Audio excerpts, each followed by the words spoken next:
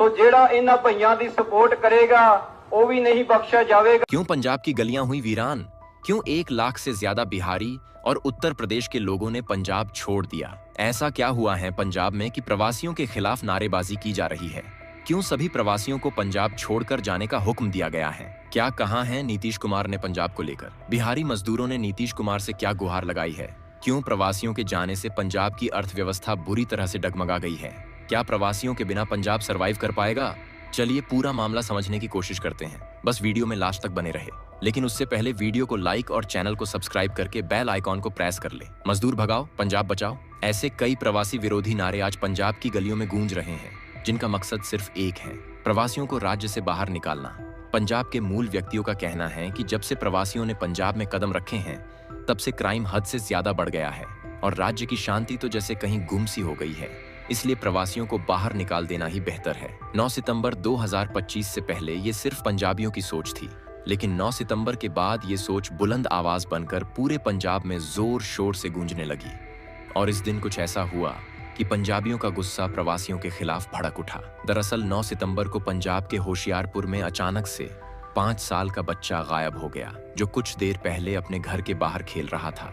लेकिन जब माँ बाप ने बाहर निकलकर देखा तो वो कहीं नहीं था। गली मोहल्ले चौक चौराहे हर जगह बच्चे को तलाशा गया, लेकिन जब बच्चे का कहीं कोई नामो निशान नहीं मिला तो फिर परिवार ने पुलिस का सहारा लिया और पुलिस भी गंभीरता के साथ बच्चे की तलाश में जुट गई। और जब घर के बाहर गली में लगे सीसीटीवी कैमरे खंगाले गए तो एक शख्स बच्चे को स्कूटर के साथ ले जाता दिखाई दिया। और फिर अगले ही दिन सुबह 10 बजे बच्चे का शव श्मशान घाट पर दर्दनाक हालत में पड़ा मिला, जिससे पूरा पंजाब सहम गया। लेकिन ये घटना विरोध में तब बदल गई जब पुलिस ने आरोपी को पकड़ा और खुलासा किया कि ये आरोपी उत्तर प्रदेश का रहने वाला है, यानी प्रवासी है। बस फिर क्या था, पूरा पंजाब एकजुट होकर प्रवासियों के खिलाफ नारेबाजी करने लगा। प्रवासी भगाओ, पंजाब बचाओ जैसे नारे पंजाब की धरती से गूंजने लगे।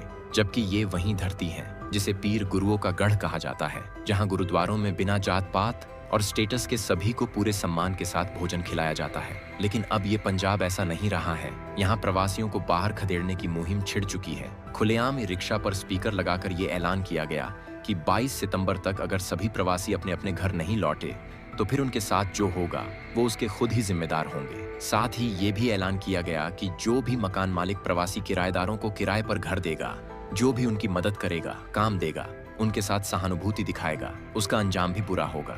साथ ही प्रवासियों के लिए कुछ कठोर नियम बनाकर ग्राम सभा में पेश भी किए गए, जिनमें प्रवासियों को 9 बजे के बाद अपने घरों से बाहर निकलने की अनुमति नहीं है और ना ही वो अधनग्न कपड़े पहनकर सार्वजनिक स्थलों पर जा सकते हैं। उनको सिगरेट पीने, पान और तंबाकू चबाने और बाहर थूकने से सख्त मना किया गया है, क्योंकि पंजाबियों का मानना है कि प्रवासी ही पंजाब को गंदा करने की असली वजह है। खैर, अगले नियम में कहा गया है कि मकान मालिक जिस भी किराएदार को अपना घर दिए हुए है उसके सारे डॉक्यूमेंट्स जमा करे और घर किराए पर देने से पहले उसकी अच्छे से जांच करे।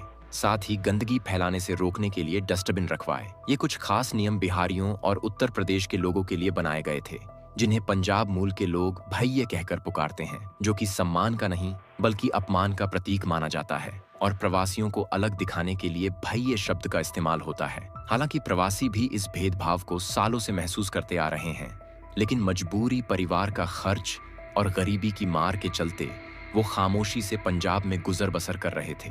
लेकिन अब जब पानी सर से ऊपर हो गया है, उन्हें खुलेआम राज्य से बाहर निकलने की धमकियां दी जा रही हैं, तो वो भी हालातों के आगे मजबूर होकर अपने राज्य लौटने को तैयार हो गए हैं। पंजाबियों के प्रवासी विरोधी ऐलान के बाद भारी तादाद में प्रवासी पंजाब छोड़ अपने अपने घर जाने लगे, जिससे सड़कें, चौराहे, फैक्ट्रियां तो सुनसान हो गई, लेकिन बस अड्डे, रेलवे स्टेशन लोगों की भीड़ से खचाखच भर गए। रिपोर्ट्स बताती हैं कि अब तक करीब 1 लाख से ज्यादा प्रवासी बिहार, उत्तर प्रदेश और अपने कई राज्यों में वापस जा चुके हैं, जिससे पंजाब के हालात काफी ज्यादा खस्ता हो गए हैं, क्योंकि पूरे पंजाब में 18 लाख से ज्यादा मजदूर काम करते थे, जो उद्योग से लेकर खेत खलियान तक, दुकानों से लेकर घरों तक में अपना महत्वपूर्ण योगदान देते थे।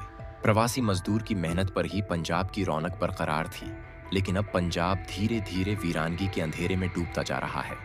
हाल ही में पंजाब ने बाढ़ की मार झेली है, जिससे लगभग 5 लाख एकड़ से ज्यादा फसलें बर्बाद हो गई हैं और धान, कपास, गन्ना जैसी खरीफ फसलों को भारी नुकसान हुआ और रब्बी की बुवाई पर भी असर पड़ा है।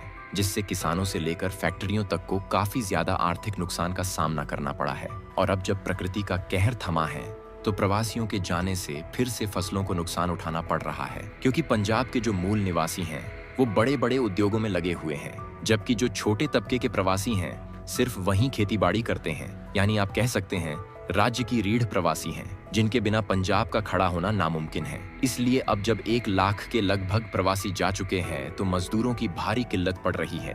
फैक्ट्रियों में काम करने वाले, खेतों में फसल काटने वाले, दुकानों पर काम करने वाले लोगों की कमी हो गई है, जिससे न सिर्फ लोगों का रोजगार ठप्प पड़ गया है बल्कि पंजाब की अर्थव्यवस्था पर भी बुरा असर देखने को मिल रहा है। व्यापारियों का कहना है कि प्रवासी मजदूर मेहनती होते हैं और ज्यादातर गैर आपराधिक प्रवृत्ति के होते हैं, इस वजह से उनके साथ काम करना आसान रहता है। पंजाब के उद्योग जगत का कहना है कि 80% असंगठित मजदूर प्रवासी हैं। यही हाल खेती का भी है।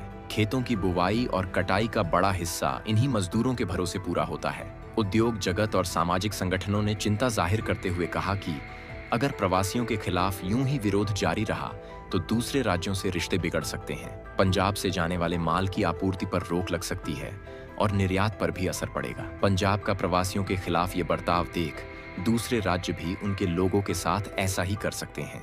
दरअसल पंजाब के 50 लाख से ज्यादा लोग खुद देश के अलग अलग हिस्सों और विदेशों में रोजी रोटी कमाने के लिए गए हुए हैं। ऐसे में प्रवासी मजदूरों को निकालने जैसी कोशिशें पंजाबियों के लिए भी खतरा बन सकती हैं। इसलिए ये प्रवासी विरोधी आंदोलन न सिर्फ पंजाबी विरोधी बल्कि असंवैधानिक भी है। भारत संघीय ढांचे वाला देश है, जिसका कॉन्स्टिट्यूशन किसी भी राज्य को ये अधिकार नहीं देता कि वो दूसरे राज्यों के नागरिकों को बाहर निकाले, जबकि पंजाब में संविधान के बिल्कुल उलट फैसले लिए जा रहे हैं जो पंजाब के लिए बड़ा खतरा बन सकते हैं। वर्ल्ड MSMI फोरम ने पंजाब के मुख्यमंत्री भगवंत मान से रिक्वेस्ट की है कि प्रवासियों के खिलाफ छिड़ी इस मुहिम को जल्द से जल्द रोका जाना चाहिए। फोरम के प्रधान बदीश जिंदल का तर्क है कि अगर जल्द ही सरकार ने कोई एक्शन नहीं लिया तो मजदूरों के साथ साथ इंडस्ट्रीज भी पंजाब से पलायन कर जाएंगी।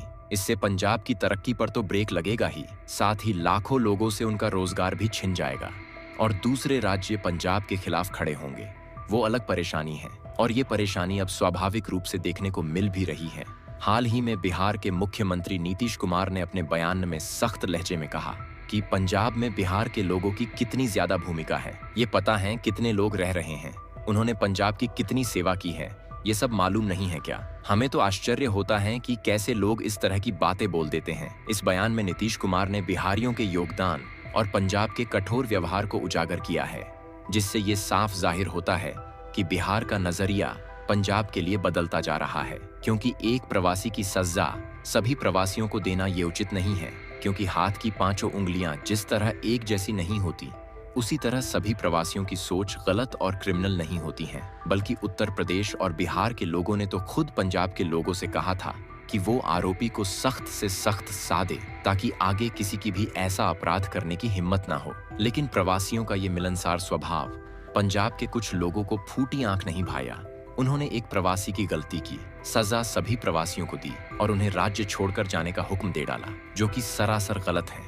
क्योंकि अगर विदेशों में दूसरे राज्यों में रह रहे पंजाबियों के साथ भी ऐसा ही हो, एक के बदले सभी को बाहर खदेड़ दिया जाए, तो बेशक इससे पंजाब को काफी ठेस पहुंचेगी, जो इस वक्त बिहार और उत्तर प्रदेश को पहुंच रही है। पर पंजाब इस दर्द को समझने के लिए तैयार नहीं है। इसलिए अब बिहार के लोगों ने अपने मुख्यमंत्री नीतीश कुमार से गुहार लगाई है कि जल्द से जल्द इस मुद्दे का कोई हल निकाला जाना चाहिए, ताकि हमें बेरोजगारी का सामना ना करना पड़े। क्योंकि अगर इन मजदूरों को पंजाब में काम नहीं मिला तो इनकी मुश्किलें हद से ज्यादा बढ़ जाएगी। बिहार में भी इनके लिए कोई काम नहीं है, इसलिए ये लोग अपने परिवार को छोड़ पंजाब में आकर बसे, वहां अपना काम सेट किया, अच्छी खासी इनकम जनरेट करने लगे, जिससे परिवार का भरण पोषण अच्छे से हो रहा था। लेकिन अब पंजाब में छिड़े प्रवासी आंदोलन के चलते लाखों मजदूरों से उनका काम छिन गया है। इस पर नीतीश कुमार भी सोच विचार कर रहे हैं, जबकि पंजाब के मुख्यमंत्री भगवंत मान ने भी सभी प्रवासियों को आश्वासन दिया है कि वो बेझिझक बिना किसी खौफ के पंजाब में आकर काम कर सकते हैं, उन्हें किसी से कोई खतरा नहीं होगा। पंजाब के कुराली गांव के प्रवासी मजदूरों के बहिष्कार के मामले में पंजाब और हरियाणा हाई कोर्ट में पंजाब सरकार ने अपना जवाब भी दाखिल कर दिया है। राज्य सरकार ने हाई कोर्ट को बताया कि विवाद को सुलझाने के लिए 5 सदस्यों वाली एक कमेटी का गठन किया गया है। इस मौके पर हाई कोर्ट ने पंजाब सरकार और ग्राम पंचायत को फटकार लगाते हुए कहा है कि ऐसे मुद्दों से बचना चाहिए और मामलों को आपसी सहमति से सुलझाना चाहिए। हाई कोर्ट ने ये तक कहा कि अगर प्रवासी मजदूरों को इस तरह से गांवों से निकाल दिया जाएगा तो गांवों की फसल कौन काटेगा।